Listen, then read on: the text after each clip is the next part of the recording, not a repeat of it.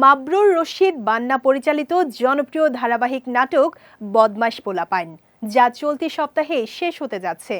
4 বছরের এই জার্নির শেষ দুটি পর্ব এই সপ্তাহের শেষ দিকে প্রচার হবে বলে নিশ্চিত করেছেন নির্মাতা নিজেই।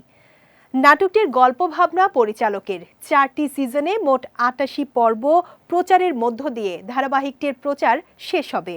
নাটকটিতে বিভিন্ন চরিত্রে অভিনয় করেছেন ফজলুর রহমান বাবু, মারজুক রাসেল, আয়েশা সালমা মুক্তি, বাপ্পি আশরাফ, প্রত্যয়, মাহিমা, রিয়া বর্মন, তানজিম হাসান অনিক, রায়হান খান, রাশেদ ইমরান সহ প্রায় অর্ধশতাধিক নবীন প্রবীণ শিল্পী। নাটকটি নিয়ে বান্না বলেন, মূলত আমার এই নাটকের দর্শক ছিল স্কুল কলেজের বাচ্চারা। একদিন তারা স্কুল কলেজ থেকে বের হয়ে বিশ্ববিদ্যালয়ে পড়াশোনা করবে, চাকরি করবে। তখন ফেলে আসা দিনের স্মৃতিচারণ করতে গিয়ে আমার এই নাটকের কথা মনে করবে। আবেগে হয়তো কেউ কেউ কেঁদেও ফেলবে।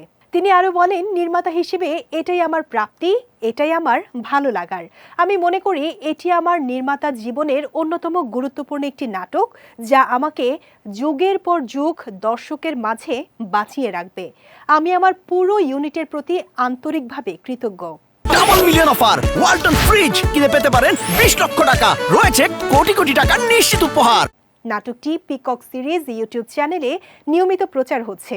নাটকে মোট গানের সংখ্যা ছিল 9টি।